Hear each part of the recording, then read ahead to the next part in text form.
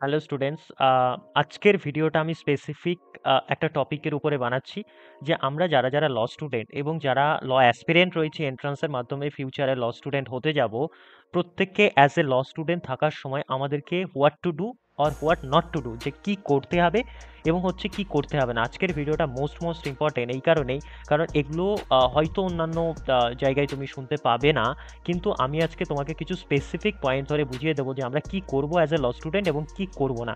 Most important. তো সেই ক্ষেত্রে আমরা ভিডিওটা প্রথম থেকে শেষ অবধি দেখবে তোমরা। তো ওয়েলকাম ব্যাক টু তোমাদেরকে আবার লেক্স কোর একাডেমি। তো সেটা তুমি ফার্স্ট সেমিস্টারের স্টুডেন্ট হও বা হচ্ছে তুমি ফাইনাল ইয়ারের স্টুডেন্ট হও, এই ভিডিওটা তোমাদের প্রত্যেকের জন্য কিন্তু হেল্পফুল হতে যাচ্ছে। তো আমি ভিডিওটাকে দুটো সেগমেন্টে ভাগ করেছি। একটা সেগমেন্টে আমি দিয়েছি মানে তোমাকে হোয়াট টু ডু মানে হচ্ছে তুমি কী কী করবে, what you must to do. হ্যাঁ, তো আরেকটা ভিডিওতে আমি দিয়েছি what you not to do, তো যেগুলো তুমি করবে না, কী কী করবে না। তো সেটাই সবার ফার্স্টে হচ্ছে build a strong foundation in first year. আমার কথাগুলো সবাই মন দিয়ে শুনবে। ফার্স্ট ইয়ার থেকে আমরা অনেকেই ভাবি যে হচ্ছে ফার্স্ট ইয়ারে উঠে গেছি, চলো একটু কলেজে উঠেছি, ফার্স্ট ইয়ারে একটু উড়বো, এই ধরনের মেন্টালিটিটা। এটা একটা হচ্ছে গিয়ে যদি জেনারেল কোর্স হতো সেই ক্ষেত্রে ধরো এটা তুমি ফিজিক্স অনার্স করছো বা জিওগ্রাফি অনার্স, হিস্টোরি অনার্স, সেই ক্ষেত্রে এটা অত সিরিয়াস নয়। বাট এটা দিয়ে তোমাকে ফিউচারে লটা পড়ার পর তোমাকে সেটা দিয়ে তোমার ক্যারিয়ার তৈরি করতে হবে। এমন নয় তুমি ল ছেড়ে দিয়ে পরবর্তীকালে কম্পিটিটিভ এক্সামের পরীক্ষায় বসবে, এরকম ব্যাপারটা কিন্তু নয়, যেটা অন্যান্য জেনারেল ডিগ্রি কোর্সের ক্ষেত্রে স্টুডেন্টদের ক্ষেত্রে দেখা যায়। তো সেই ক্ষেত্রে আমরা ফার্স্ট সেমিস্টার বা ফার্স্ট ইয়ার থেকেই ল পড়ার ব্যাপারে সিরিয়াস থাকবো। স্পেসিফিক যদি আমি বলতে চাই, লতে ধরো ফর এক্সাম্পল সিইউতে যেগুলো 5 ইয়ার্সের কোর্স, সেগুলোতে দেখবে তোমরা 5 ইয়ার্স কোর্সগুলোতে তোমরা পাবে হচ্ছে গিয়ে ল পেপার এবং নন ল পেপার পাবে। তো সেই ক্ষেত্রে আমি তোমাদেরকে এটা অ্যাডভাইস করব যে তোমরা ল পেপারগুলো, যেমন যদি সিইউর কথা বলি তাহলে সেই ক্ষেত্রে হিন্দু ম্যারেজ অ্যাক্ট বা হিন্দু ল, যেটাকে ফ্যামিলি ল 1, কন্ট্রাক্ট, এই ল পেপার রয়েছে। তুমি নন ল পেপারগুলো কতটা পড়ছো না পড়ছো সেটা অত বেশি গুরুত্বপূর্ণ নয়, কিন্তু ল পেপারগুলো, সেটা কনস্টিটিউশন হোক, কন্ট্রাক্ট হোক, টর্ট হোক, আইপিসি হোক, সেগুলো আমরা কিন্তু অবভিয়াসলি খুব গুরুত্ব সহকারে করবো, কারণ তোমার ফিউচারে নন ল পেপারগুলো তেমন একটা কাজে না আসলেও ল পেপারগুলো কাজে আসবে। তো সেগুলোর আন্ডারস্ট্যান্ডিংটা ভীষণ গুরুত্বপূর্ণ। তো সেই ক্ষেত্রে আমরা ফার্স্ট সেমিস্টার থেকে সেটা করব। অবভিয়াসলি আমরা সেটা মুখস্থ করার চেষ্টা করব না, সেটাকে আমরা শুধুমাত্র হচ্ছে বোঝার চেষ্টা করবো, আন্ডারস্ট্যান্ড করার চেষ্টা করবো। Number 1 point. ভিডিওটা হয়তো একটু লেন্দি হতে পারে, বাট তোমাদের জন্য এটা ভীষণ গুরুত্বপূর্ণ বলে আমি মনে করি। নেক্সট হচ্ছে বেয়ার অ্যাক্ট। বেয়ার অ্যাক্টটা কি জিনিস আমাদের অনেকের হয়তো আইডিয়া নেই। বেয়ার অ্যাক্ট হচ্ছে একটা ল, তো সবসময় এটা পার্লামেন্ট থেকে পাস হয়, রাইট? তো ল যখন পার্লামেন্ট থেকে পাস হচ্ছে তখন সেটা যে হুবহু এক্সাক্ট যে কপিটা থাকে সেটা হচ্ছে বেয়ার অ্যাক্ট, ল মেকাররা যেটা তৈরি করে। এটাতেই হচ্ছে গিয়ে লয়ের পুরো সেকশন ওয়াইজ বা আর্টিকেল ওয়াইজ পুরো প্রপারলি লেখা থাকে সেই বেয়ার অ্যাক্টে। তো সেই ক্ষেত্রে লয়ের টেক্সট বই হতে পারে আন্ডারস্ট্যান্ডিংয়ের জন্য গুরুত্বপূর্ণ, কিন্তু আমরা অবভিয়াসলি আমাদের মাদার বুক হিসেবে আমরা ফলো করব হচ্ছে গিয়ে বেয়ার অ্যাক্টগুলো। বেয়ার অ্যাক্টের কোনো অল্টারনেটিভ হয় না, না নোটস হয়, না পিডিএফ হয়, না কোনো টেক্সট বই হয়। বেয়ার অ্যাক্ট হচ্ছে তোমার মাদার বুক, এটাকে ফলো করতে হবে, কারণ কোড সবসময় বেয়ার অ্যাক্ট দেখেই চলবে। আর কোড কখনো তোমার টেক্সট বই বা পিডিএফ নোটস দেখে চলবে না, কারণ সেটা তোমার আন্ডারস্ট্যান্ডিংয়ের জন্য তুমি সেগুলো ইউজ করছো রেফারেন্স বুক হিসাবে। বাট বেয়ার অ্যাক্ট প্রত্যেকে পড়ার চেষ্টা করবে। হয়তো বেয়ার অ্যাক্টসের ল্যাঙ্গুয়েজটা টাফ, সেই ক্ষেত্রে সেই জন্য তুমি গাইডেন্স নিতেই পারো যে কোনো জায়গা থেকে, বা নিজে বোঝার চেষ্টা করতে পারো। ওকে, তো বেয়ার অ্যাক্ট হচ্ছে মাদার বুক বা বাইবেল ল স্টুডেন্টদের জন্য। কেউ ইগনোর করবে না বেয়ার অ্যাক্টকে। ল পেপার, ফার্স্ট পয়েন্ট ল পেপার হয়ে গেল, সেকেন্ড পয়েন্ট বেয়ার অ্যাক্ট হয়ে গেল। এইবার চলে আসো হচ্ছে গিয়ে সেখানে বেয়ার অ্যাক্টে যে কেস লগুলো দেওয়া থাকে সেগুলো কিন্তু খুব ভালো করে দেখবে। কেসলোর ব্যাপারটা যদি আমি পরে পয়েন্ট পাই আমি তোমাদেরকে বুঝিয়ে দিচ্ছি ব্যাপারটা। নেক্সট হচ্ছে মেইনটেন গুড ক্লাস নোটস। তোমার ক্লাস নোটস রাখাটা, স্যার যেগুলো বোঝাচ্ছেন, মানে কেউ পিডিএফ নোটস এগুলোকে স্পেসিফিক একদম এগুলো ওরিয়েন্টেড হয়ে যাওয়া, সেটা আমি তেমন একটা বুদ্ধিমানের কাজ মনে করি না। তো সেই ক্ষেত্রে আমরা নিজেরা কিছু সেলফ নোটস তৈরি করব, সেখানে ডেফিনেশন, কেস ল। হ্যাঁ, এই কেস লর ব্যাপারটা বলি। দেখো, কেস ল মেইনলি হচ্ছে গিয়ে কিছু আমাদের Calcutta high court, Madras high court, Bombay high court হতে পারে, বা মেইনলি যেটা থাকে সেটা হচ্ছে সুপ্রিম কোর্টের কেস লগুলো থাকে। কেস ল কিন্তু ধরো কোনো একটা ঘটনা যেটা আগে ঘটে গেছে, সিমিলার ঘটনা ফিউচারে ঘটতেই পারে। তো সেই ক্ষেত্রে সেই সিমিলার ঘটনাটা কিভাবে কোন দিকে গড়াবে, ডিফেন্ডেন্টের অ্যাগেনস্টে যাবে না প্লেইন্টিভের অ্যাগেনস্টে যাবে। তো সেই ক্ষেত্রে কিন্তু কেস লগুলো আমাদেরকে একটা বলতে পারো রাস্তা দেখায়, রোড ম্যাপ দেখায়। তো সুপ্রিম কোর্টের যে কেস ল বা মাদ্রাস হাইকোর্ট, ক্যালকাটা হাইকোর্ট বা বোম্বে হাইকোর্ট, এই সমস্ত স্পেসিফিক যদি বলি, সুপ্রিম কোর্টের কেস লগুলো ভীষণ গুরুত্বপূর্ণ এই ক্ষেত্রে। তো সেই ক্ষেত্রে আমরা কিন্তু কেস লগুলো ইলাস্ট্রেশনের সাথে সাথে ব্যারেকটা আমরা কেস লগুলো মনে রাখার চেষ্টা করব স্পেসিফিক মানে হচ্ছে ঘটনাবলীর মাধ্যমে। নেক্সট চলে আসো 4 নাম্বার পয়েন্ট, লিগ্যাল ইংলিশ এবং ড্রাফটিং স্কিলের যেটা ব্যাপারটা। দেখো, এখানে লিগ্যাল ইংলিশ বলতে ওই কিছু স্পেসিফিক এফিডেভিট কি, প্লেইন কাকে বলে, রিটেন স্টেটমেন্ট কি, এগুলোর কথা বলা হচ্ছে। বাট আমি বলবো তোমাদেরকে ইংলিশ। ইংলিশটা দেখো তোমরা হয়তো ইংলিশ একটা ভাষা হিসাবে নিতে পারো, ইংলিশকে সহজে নিতে পারো। সেই ক্ষেত্রে যাদের ক্ষেত্রে ইংলিশটা একটু টাফ মনে হয় বা ইংলিশটা ল্যাঙ্গুয়েজ হিসাবে অতটা কমফর্টেবল নয়, কারণ হচ্ছে তুমি লোয়ার কোড বা হচ্ছে কিছু কিছু ডিস্ট্রিক্ট কোড বাদ দিয়ে, যেমন কলকাতার সাইডে যদি তুমি প্র্যাকটিস করো বা ডিফারেন্ট ট্রাইব্যুনাল প্র্যাকটিস করো, ডিআরটি হতে পারে, সেন্ট্রাল অ্যাডমিনিস্ট্রেটিভ ট্রাইব্যুনাল হতে পারে, কোম্পানি ট্রাইব্যুনাল হতে পারে, হাইকোর্ট হতে পারে, সুপ্রিম কোর্ট হতে পারে, তুমি ইংলিশকে হয়তো বা লাইক করতে পারো অথবা ডিসলাইকও করতে পারো, কিন্তু অ্যাভয়েড করতে পারবে না এইসব জায়গায় প্র্যাকটিস করলে। তো সেই ক্ষেত্রে ইংলিশটা ভীষণ ভীষণ ভীষণ গুরুত্ব। তুমি ফার্স্ট ইয়ার থেকে আমি মনে করি ফাইনাল ইয়ারে উঠতে উঠতে ইংলিশে তুমি একটা, যদি তুমি চেষ্টা করো, তুমি একটা ভালো স্ট্রং জায়গায় চলে যাবে। সেই ক্ষেত্রে তুমি ইংলিশে কোনো জায়গা থেকে গাইডেন্স নিতেও পারো, বা লেক্স কোর্স তো তোমাদের সাথে অলওয়েজ আছেই যে কোনো স্পেসিফিক কাজের জন্য। এবার হচ্ছে ড্রাফটিং স্কিল। দেখো লতে না ড্রাফটিং স্কিল ভীষণ ভীষণ গুরুত্বপূর্ণ। ড্রাফটিং মিনস হচ্ছে কীভাবে এফিডেভিট লিখতে হয়। দেখো বইয়ে যতটা পড়বে সেটা কিন্তু প্র্যাকটিক্যালি কোর্টে গেলে অতটা কাজেও আসবে না। তাই ড্রাফটিং স্কিলটা এগুলো ইন্টার্নশিপের মাধ্যমে ধীরে ধীরে তোমরা শিখতে পারবে, সেটার ব্যাপারে আমি পরে বলছি। এবার চলে আসো ইন্টার্ন রেগুলারলির কথা বলা হচ্ছে। হ্যাঁ, কেউ ফার্স্ট সেমিস্টারে বা ফার্স্ট ইয়ার থেকেই একদম ইন্টার্নশিপে চলে আসো না। ফার্স্টে তুমি কলেজে একটু অ্যাটেন্ড করো। ফার্স্ট ইয়ার সেকেন্ড ইয়ারটা মোটামুটি আমি বলবো যে কলেজে অ্যাটেন্ড করো। কলেজে অ্যাটেন্ড করে কলেজের ব্যাপারটা দেখো এবং হচ্ছে তোমার একটু বেসটা একটু তৈরি করে নাও লয়ের ব্যাপারে আইডিয়াটা। থার্ড ইয়ার থেকে বা ফোর্থ ইয়ার থেকে মোটামুটি তুমি হচ্ছে ইন্টার্নশিপে যেতে পারো। কেন ইন্টার্নশিপে যাবে? ইন্টার্নশিপে হয়তো কেউ বলবে ফাইনাল ইয়ার ছাড়া ইন্টার্নশিপে যেতে নেই, বা কেউ বলবে পাস আউট ছাড়া ইন্টার্নশিপে না। ইন্টার্নশিপে যাওয়া মানে তুমি প্র্যাকটিক্যাল এক্সপিরিয়েন্স গেইন করা। ওকে, তো প্র্যাকটিক্যাল সেটা কিছু এনজিও হতে পারে, ল ফার্মসে তুমি জয়েন করতে পারো, কোনো সিনিয়রের আন্ডারে কোর্টে যেতে পারো, ডিফারেন্ট কমিশনে যেতে পারো। তো ইন্টার্নশিপ সেগুলো তোমরা দেখতে পারো। তো ইন্টার্নশিপ তোমাকে অনেকটা প্র্যাকটিক্যাল নলেজ গেইন করতে সাহায্য করবে। সেই ক্ষেত্রে ইন্টার্নশিপটা ভীষণ ভীষণ গুরুত্বপূর্ণ। আর ইন্টার্নশিপের ব্যাপারে ফার্দার যদি তোমাদের জানার থাকে বা হেল্পফুল দরকার হয়, আমাদের সাথে তোমার কন্ট্যাক্ট করতে পারো ফ্রিলি লেক্স কোর একাডেমির সাথে। নেক্সট হচ্ছে একটা, এই পয়েন্টটা অত গুরুত্বপূর্ণ নয়, বাট আমি জাস্ট তোমাদেরকে একটা মেমোরাইজ করার জন্য বলছি। Build a professional mindset. একটা সবসময় মাথায় রাখবে, তোমার যে লটা তুমি পড়ছো এটা জাস্ট ডিগ্রির জন্য না, এটা দিয়ে তোমাকে এন্টায়ার হোল লাইফটাকে, মানে হচ্ছে এন্টায়ার লাইফটাকে তোমাকে এটাকে, মানে তোমার অ্যাকচুয়ালি বলতে গেলে বাংলা কথায় তোমাকে পেট চালাতে হবে। হ্যাঁ, তো সেই ক্ষেত্রে তোমাকে সবসময় প্রফেশনালি কীভাবে ডিল করতে হয় মানুষের সাথে, কীভাবে মার্কেটিং করতে হয়, বি পাংচুয়াল অবশ্যই, এবং বি প্রফেশনাল, কীভাবে তোমাকে ড্রেস প্রফেশনালি। হ্যাঁ, লয়ের ক্ষেত্রে না দেখবে একটা জিনিস, এটা হয়তো কেউ বলতে চাইবে না, লয়ের ক্ষেত্রে মানুষ শো অফটা বেশি দেখে। একটা অ্যাডভোকেট হয়তো তার অতটা ট্যালেন্ট নেই, কিন্তু সে একটা স্মার্টফোন বা সে একটা হচ্ছে কি আইফোন আর একটা হচ্ছে ফোর হুইলার নিয়ে ঘুরে বেড়াচ্ছে, সেই ক্ষেত্রে ভাববে যে এই অনেক বড় লয়ার, এরকম একটা শো অফটা কাজে দেয়। কারণ দেখো তোমাকেও যদি সেই ফিল্ডে, এই ফিল্ডে যেহেতু এসছো, তোমাকেও এটা করতে হবে, কিছু করার নেই, শো অফটা দেখা যায়। তো সেটা একটা প্রফেশনাল মাইন্ডসেট, যে ল ক্যারিয়ারের ক্ষেত্রে কীভাবে দেখানো হয় সেটা সেইভাবে তুমি ম্যানেজ করো।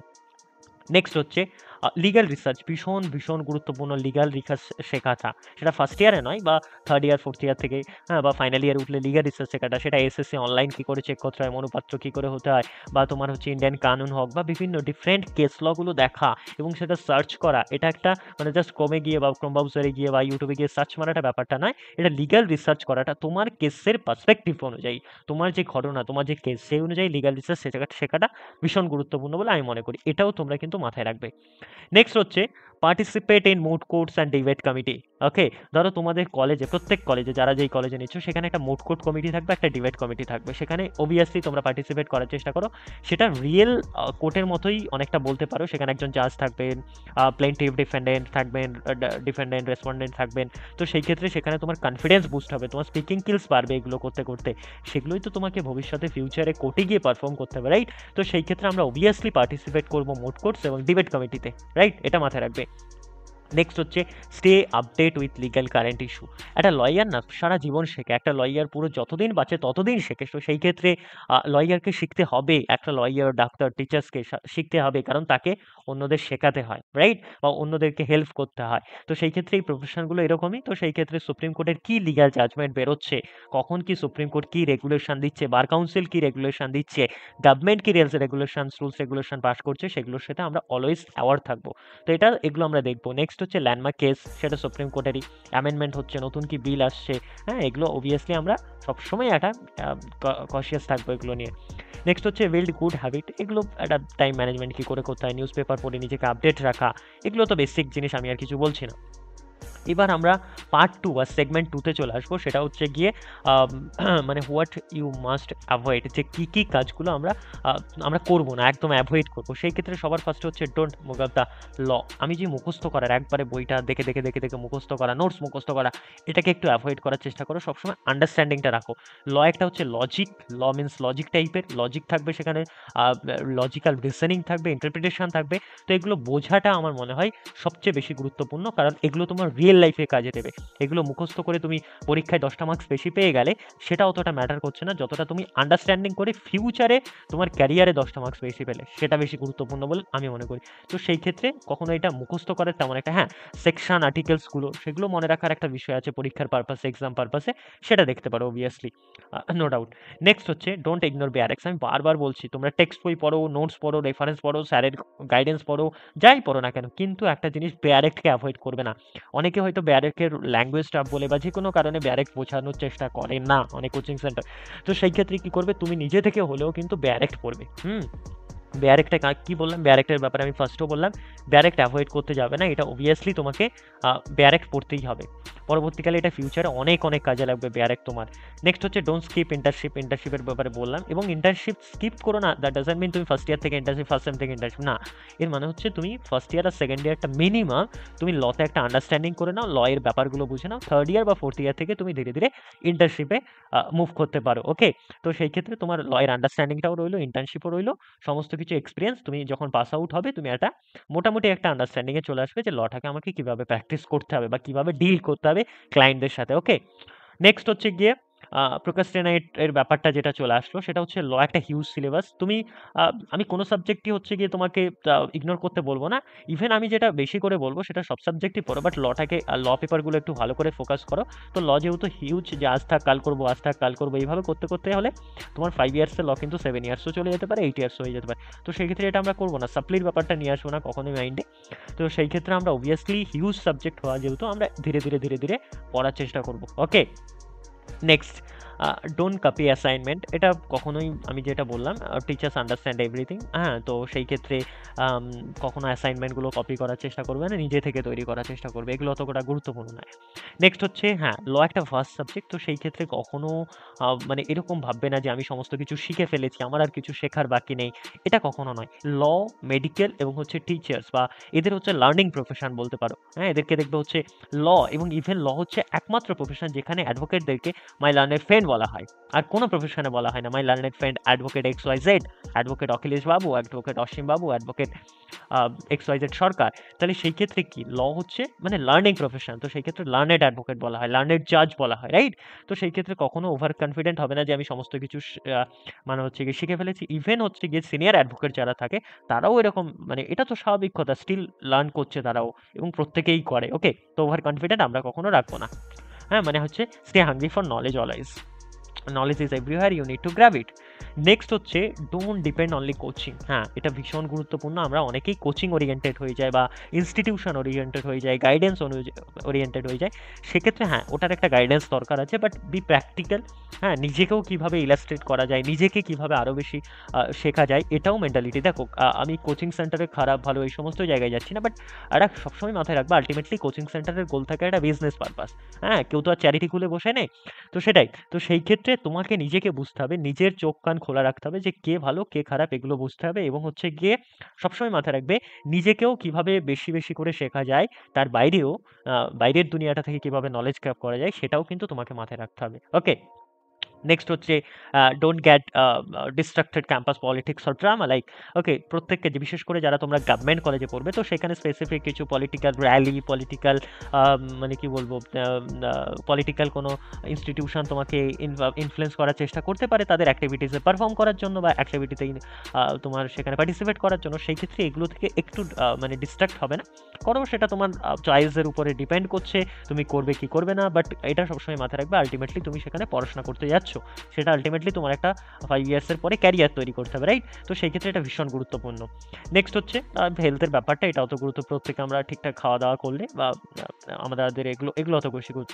এবং তুমি কখনো নিজেকে অন্যের সাথে কম্পেয়ার করবে না, কম্পিটিটিভ কাউকে ভাববে না, নিজের সাথে নিজেকে কম্পেয়ার করে কী করে আরও বেশি নিজেকে বেটার তৈরি করা যায় এটা সবসময় চেষ্টা করবে, ওকে? তো এই ছিল আমাদের আজকে লেক্সকোর একাডেমির হচ্ছে গিয়ে তোমার কী কী করবে অ্যাজ এ ল স্টুডেন্ট, কী কী করবে না অ্যাজ এ ল অ্যাসপিরেন্ট। তো সেই ক্ষেত্রে এটাই। আর তোমরা ডিফারেন্ট ইউনিভার্সিটির হচ্ছে গিয়ে হোয়াটসঅ্যাপ গ্রুপ পেয়ে যাবে, হ্যাঁ, আমাদের ডেসক্রিপশন বক্স বা পিন কমেন্টে। তো সেই ক্ষেত্রে সেখান থেকে তোমরা হোয়াটসঅ্যাপ গ্রুপগুলোতে জয়েন করতে পারো। ক্যালকাটা ইউনিভার্সিটির ল এন্ট্রান্স হোক, বর্ধমান ইউনিভার্সিটির ল এন্ট্রান্স হোক, সেমিস্টার ক্লাস হোক, ক্যালকাটা বর্ধমানের বা অন্য কোনো ইউনিভার্সিটি হতে পারে। তো সেই ক্ষেত্রে সেগুলো জয়েন করবে, লেক্সকোর একাডেমির সাথে থাকবে, পাশে থাকবে। আর এই ভিডিওটা যদি তোমাদের ভালো লাগে, অবভিয়াসলি একটা লাইক তো আমি চাই তোমাদের প্রত্যেকের থেকে, লেক্সকোর একাডেমির ফ্যামিলির তরফ থেকে। এবং হচ্ছে গিয়ে তোমাদেরকে বন্ধুদের সাথে এটা শেয়ার করবে, সাবস্ক্রাইব করবে, ওকে? অল দ্য বেস্ট তোমাদের ফিউচার অ্যাডভোকেট প্রত্যেককে, okay? All the best, thank you, all right.